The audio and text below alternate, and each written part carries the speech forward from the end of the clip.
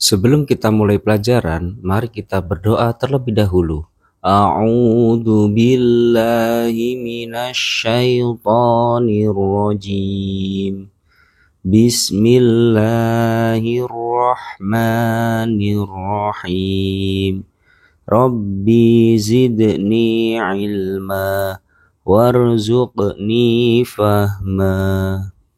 Pada bab kelima, kita akan membahas tentang keteladanan perjuangan Rasulullah SAW.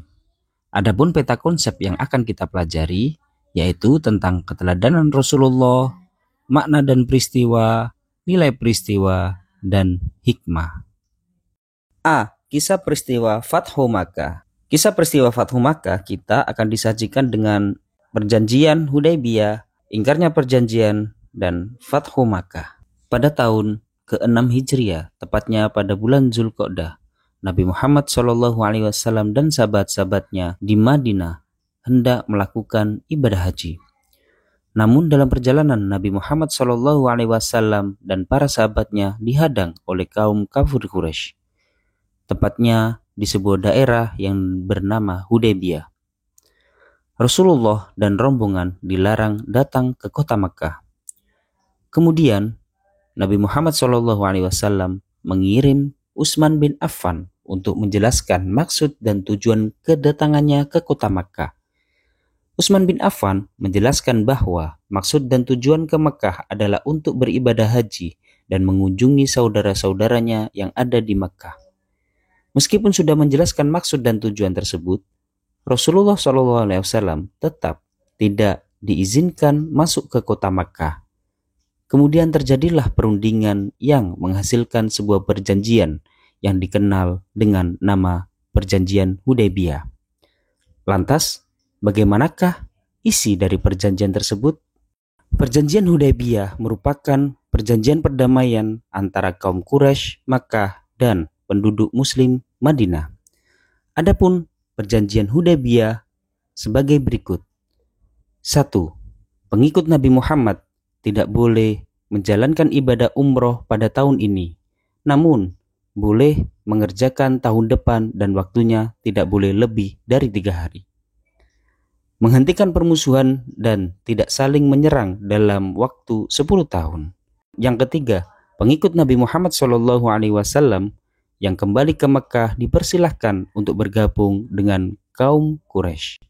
Selanjutnya, menolak orang kaum Quraisy yang hendak menjadi pengikut Nabi Muhammad ke Madinah. Yang kelima, memberikan kebebasan kepada suku-suku Arab untuk memilih bergabung dengan Rasulullah SAW atau kaum Quraisy Mekah. Perjanjian Hudaybiyah telah membuat Madinah dan Mekah menjadi aman karena tidak ada pertikaian dan peperangan.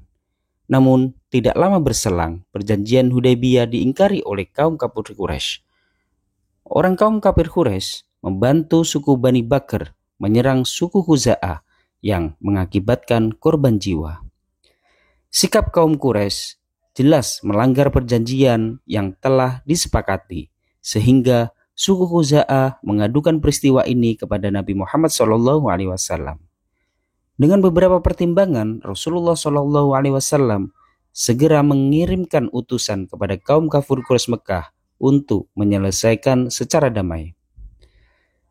Rasulullah SAW memberikan beberapa usulan untuk menyelesaikan permasalahan tersebut. Di antara tawaran Rasulullah adalah sebagai berikut. 1. Orang kaum Quraisy Makkah segera menghentikan peperangan dengan suku Khuza'ah. Selanjutnya, kerugian atas jatuhnya korban perang dari suku Khuza'ah harus diganti. Yang ketiga, membatalkan perjanjian Hudaybiyah yang telah disepakati. Pilihan tersebut diserahkan kepada kaum Quraisy untuk memilihnya, dan ternyata orang kaum Quraisy memilih membatalkan perjanjian Hudaybiyah. Pilihan ini membuat Rasulullah SAW bersiap untuk menghadapi kaum Quraisy. Rasulullah segera menyiapkan pasukan. Dalam waktu yang singkat, terkumpul para sahabat dengan berjumlah 10.000 orang.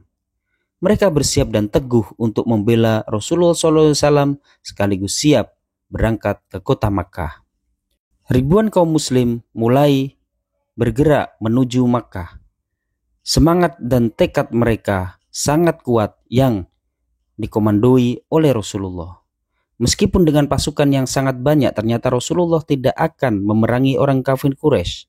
Rasulullah dan para sahabat hanya memberi peringatan kepada kaum Quraisy serta memberikan pembuktian bahwa Islam di Madinah berkembang sangat pesat. Rasulullah Shallallahu Alaihi Wasallam membagi pasukan menjadi 4, yaitu bagian utara, selatan, barat, dan timur. Mereka masuk ke kota Mekah secara kompak sehingga seperti terkepung dari segala penjuru.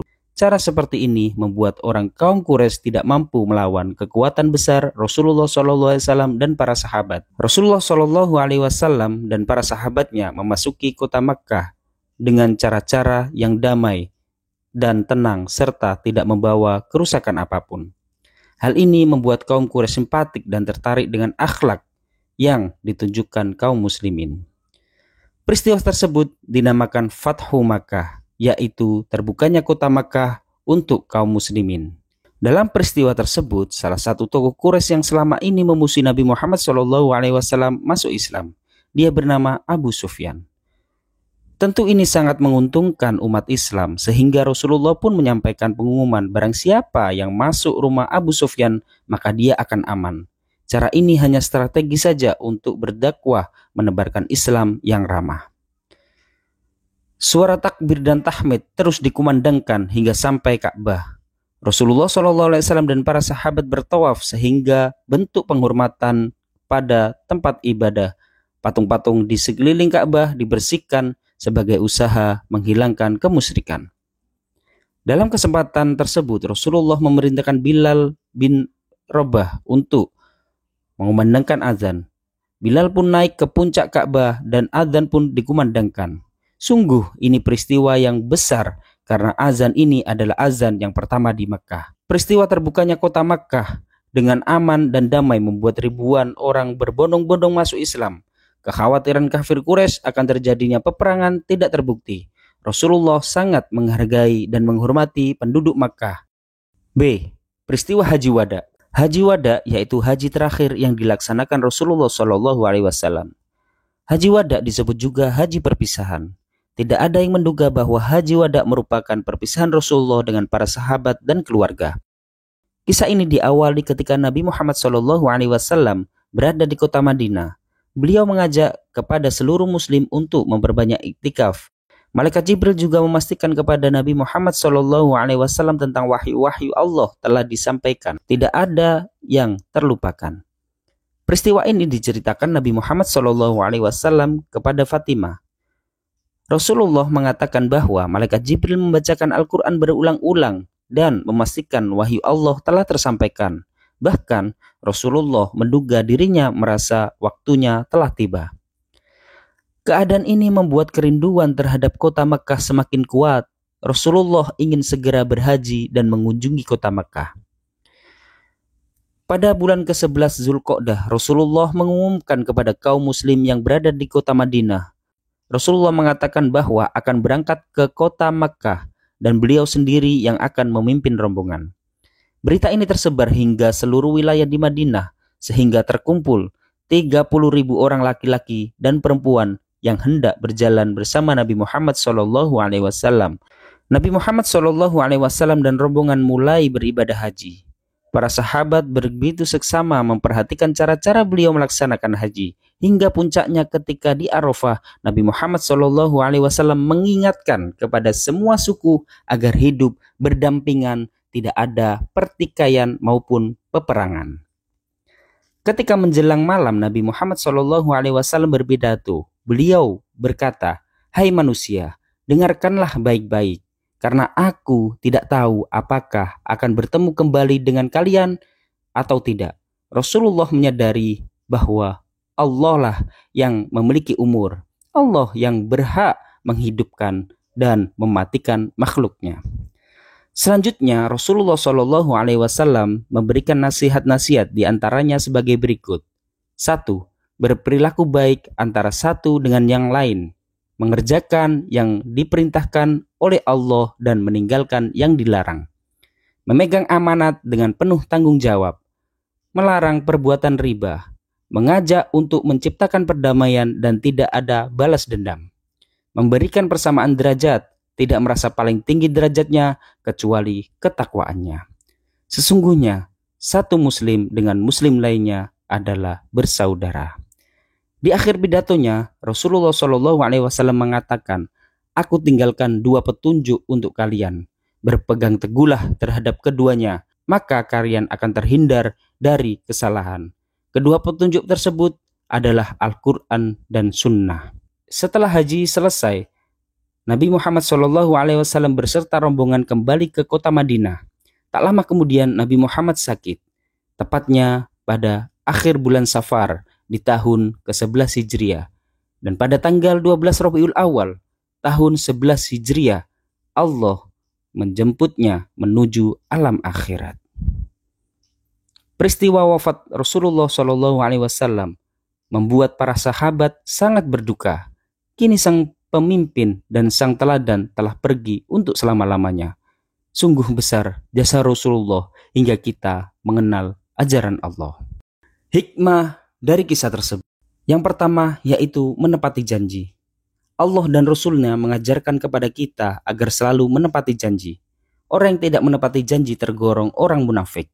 Bila sebuah janji tak ditepati, maka akibatnya akan merugikan diri sendiri juga orang lain. Yang kedua, menebar kasih sayang. Islam adalah agama yang ramah dan menebar kasih sayang. Perilaku ini harus tercermin dari kebiasaan kalian sehari-hari. Rasulullah SAW memberikan tauladan kepada kalian, kepada kita semua. Salah satu contohnya adalah beliau tetap memberikan kasih sayang kepada seorang pengemis buta, meskipun setiap hari dicaci maki. Bahkan Rasulullah sendiri tetap sabar menyuapi makan pengemis tersebut. Begitulah mulianya akhlak Nabi Muhammad SAW. Yang ketiga, rendah hati. Ketika peristiwa Fathu Makkah, pasukan Nabi sangat banyak. Namun, Nabi Muhammad tidak menunjukkan kesombongannya, tidak menunjukkan kehebatannya. Rombongan tetap santun dan menghormati penduduk setempat. Demikianlah akhlak Rasulullah SAW menjadi teladan bagi umatnya. Kalian tidak perlu menunjukkan kekuatan, tinggi hati, apalagi merasa paling bisa. Sungguh ini harus kita jauhi. Tetaplah rendah hati meski memiliki segudang ilmu dan prestasi. Yang keempat, persaudaraan yang kuat. Islam dibangun dengan persaudaraan yang kuat sebagaimana ditunjukkan oleh Rasulullah SAW dan para sahabatnya. Mereka tetap bersaudara dengan penduduk Mekah meskipun dipisahkan oleh jarak yang jauh. Kalian juga harus memiliki persaudaraan yang kuat dengan teman.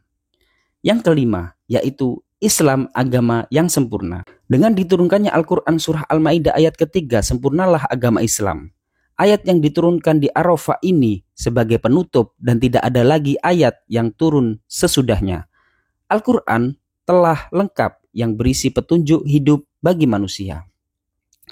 Yang terakhir yaitu menambah keyakinan kepada Allah Subhanahu wa Ta'ala. Allah Maha berkehendak atas makhluknya. Tidak ada satupun makhluk Allah yang bisa mencegah kekuatan Allah. Apa saja yang Allah kehendaki cukup dengan kun fayakun. Tidak ada yang bisa memaksa akan kekuasaan Allah Subhanahu wa Ta'ala.